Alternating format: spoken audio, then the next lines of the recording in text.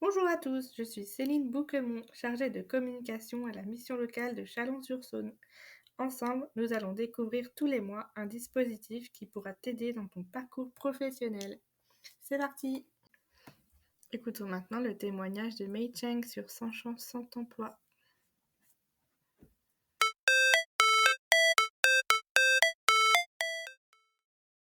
Alors, bonjour Mei Cheng. Bonjour.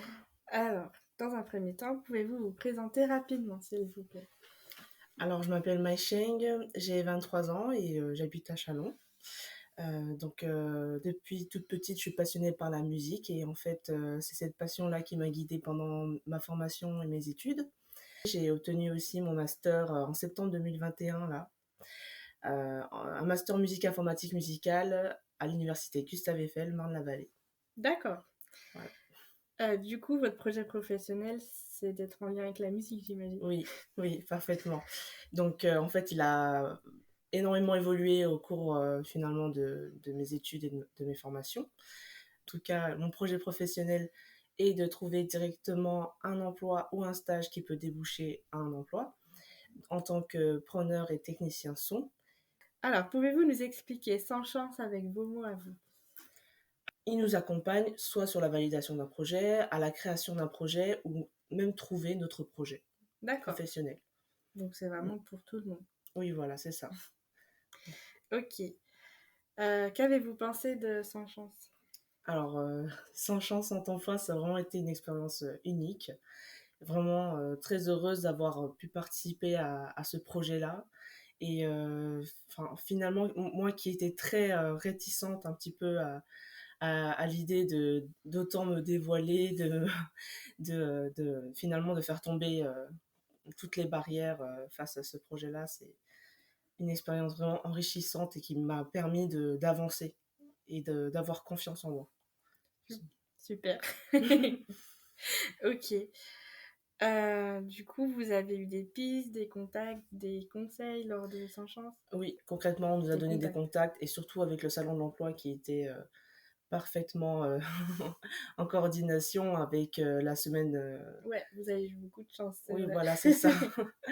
Donc, on a pu vraiment rencontrer énormément de monde sur le salon de l'emploi. Super. Du coup, vous disiez que tout à l'heure, vous étiez un peu réticente à Sans Chance au départ. Oui, mais Qu'est-ce qui fait que vous étiez réticente? je vous assure, c'est un peu étrange parce que j'étais à la fois très impatiente de faire ce SAS au début. Mais c'est plutôt en fait à la suite du premier jour où j'ai vu les impacts que ça pouvait provoquer chez tous les jeunes qui étaient chez les jeunes qui étaient avec moi et moi-même y compris.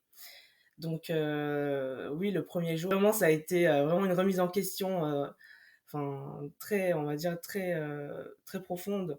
Donc de, de chercher à ce point cette remise en question, cette introspection sur notre projet professionnel, ben, ça m'a énormément touchée finalement. Oui, c'est Donc, déstabilisant. oui, voilà, c'est déstabilisant. Et il y a eu une bonne cohésion de groupe, de ce Oui, que j'ai vu. Ouais. oui, Ça vous a une bien bonne aidé, je cohésion de pense. groupe et même on continue toujours à se donner des nouvelles, à s'entraider aussi quand ça ne va pas. Donc, j'espère que ça va continuer dans cette voie-là. Ben, je vous le souhaite. Super. À votre avis, est-ce qu'il y a des choses à améliorer dans ce dispositif? Je vois pas vraiment des choses à améliorer par rapport à ce dispositif qui est très complet, que ce soit pour la validation de son projet ou même si nous ne sommes pas forcément très confiants de, euh, d'avoir trouvé notre projet, nous avons quand même des pistes en fait qui peuvent nous aider finalement avec le chemin en devenir de trouver finalement notre projet.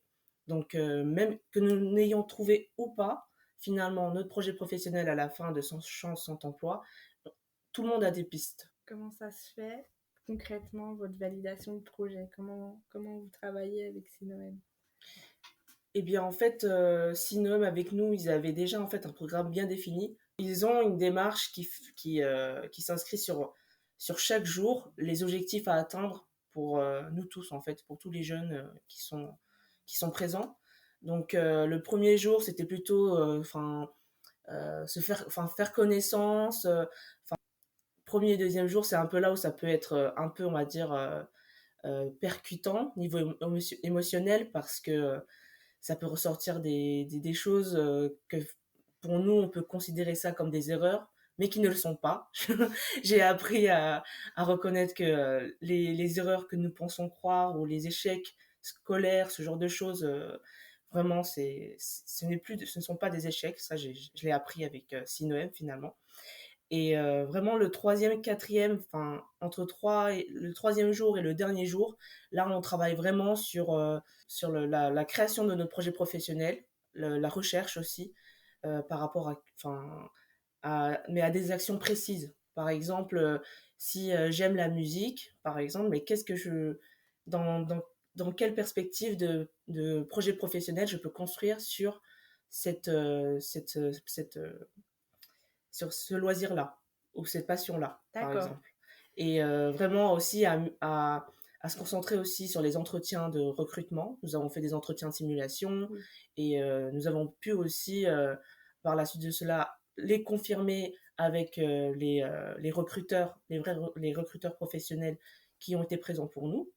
Comment se présenter, qu'est-ce qui ne convient pas dans ma manière de dire ou de formuler mes, euh, mes atouts, mes Mhm. compétences, enfin, revoir tout ça précisément, mais en profondeur et être synthétique aussi.